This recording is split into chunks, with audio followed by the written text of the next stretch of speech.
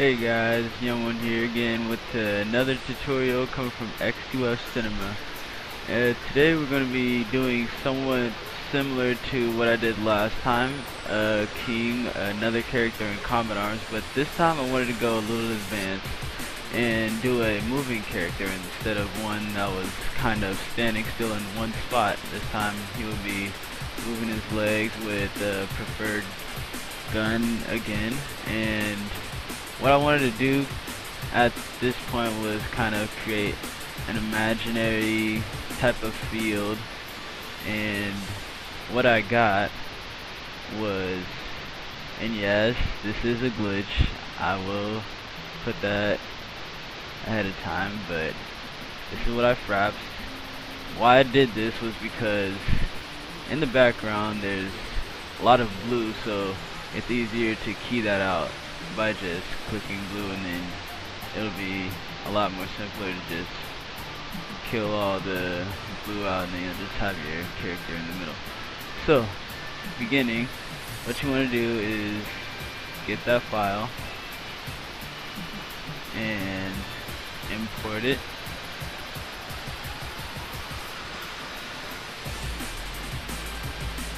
And drag it down to the timeline, and like before, you will drag it to wherever you prefer it. I'll start mine about there. That's good. And now what you want to do is get the rectangle tool, hotkey Q, and crop it. Say about there. Give them enough room. And what you want to do now is go to the effects, make sure your file is clicked, go to the effects and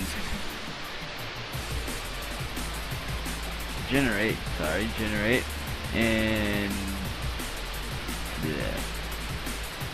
keying, and go to color key. Now, like I said before, the background is mostly blue, so what you can do to make it easier, click the dropper thing, the little tube here, or whatever, and just click anywhere in the background. You'll see that it's not recognizing much blue on the combat arms character, so it'll mostly outline it. So what you want to do is, again, mess with these three, and as you can see, instantly the stuff starts going away. Now I want to point out that the name, I've been having a little trouble trying to get this to disappear, but bear with me. I'm trying to get around this as much as possible because it is very disturbing. So continuing, what you want to do is mess with these again, just to get it however you want it, and use a little bit of edge thing,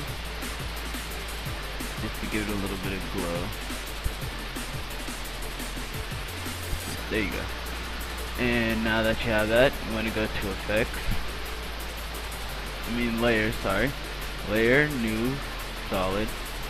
And choose a background, whatever you like. I chose white to give it more of the imaginary dream-like scenario. And make sure the fraps file is still dragged on top. And now you have your background with your character still there. And if you move the timeline along, you see him just moving around. Like I said before, the name is still there. It's quite disturbing.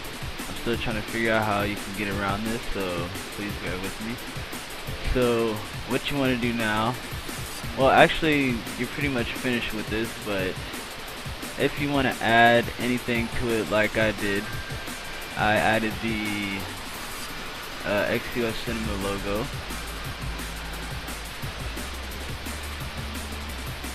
So actually you want to go and import this file wherever you have your pictures, or whatever you want to put in it, and drag it down to the timeline as well. Make sure it's above the background, which is white solid. And as you can see, it's kind of big for me at the moment.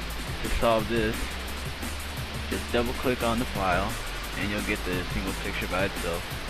And if you if, like most people, you're getting this black background or whatever background you want it gone, what you want to do is, again, color key it, and whatever color's in the background that you want out, drag the circle all the way to whichever color matches closely, or if you can't find that exact color, click the dropper and put it on the color in the background.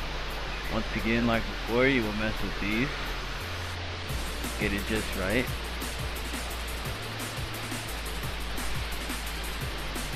And click the tab where your whole composition is, and just scale this down if it's not your preferred size, and you have just a plain logo, no black background or anything disturbing or blocking out anything. And like in the example, the sample that I showed you in the beginning, it doesn't have to be all motion. I think it looks better if you just kind of have a picture like this, maybe not, or whatever you prefer. It's all nice all together. And so I gave it a little bit of motion to make this whole thing come to life. And what I did was drag this down, transform, make it 3D so you can switch the orientation to make it go left and right. And so what I did was zoomed on the Z-axis, drag it down a little bit, and make it start out of the screen. Change up the orientation to make it come in a zooming in kind of path.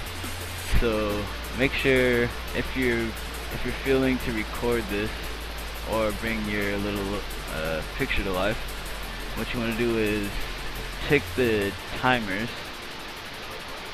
so it can track what you're trying to do, and however you want it to go, just track it bit by bit, like so. If you want the picture to zoom out more as it progresses along its path and turn as well, just keep zooming out, and a keyframe will appear. And just mess with the orientation as well, and keep moving forward. The longer you want it, just keep doing it however you prefer, and wait till you get to the exact as what you like.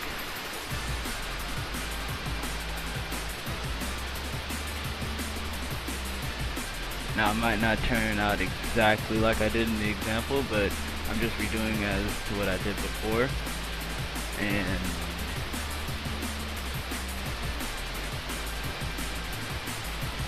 there you pretty much have it when you replay it or just skim along through the timeline. It doesn't look as good as it did in the sample, but you get the picture. It just to vivify the whole thing of the picture. Your guy's just moving, and you have your little logo there, if you have created one or not. And if you want to, you could just add your little text if you want to show your name.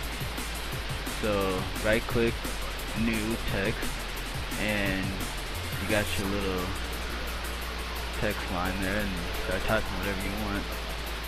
And this font I'm using is Diffuse, really like it.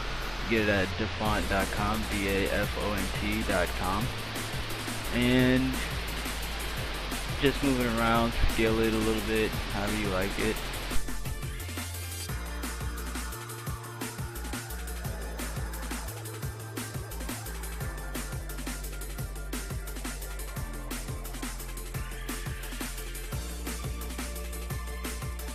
This may look better for a YouTube background, kind of. I'm trying to get this as perfected at the moment for a cinematic type of thing, maybe a small piece in a montage or something like that, but definitely I'm going to try to get this name to disappear. Yeah, so thanks for watching. Make sure you subscribe if you hadn't. Tell your friends about us. We'll be making tutorials every week for our official launch, and hopefully you'll stay tuned for more stuff. We will hopefully be editing mini clips as well, along with tutorials, as well as providing any questions that you may have, and we will kindly answer them.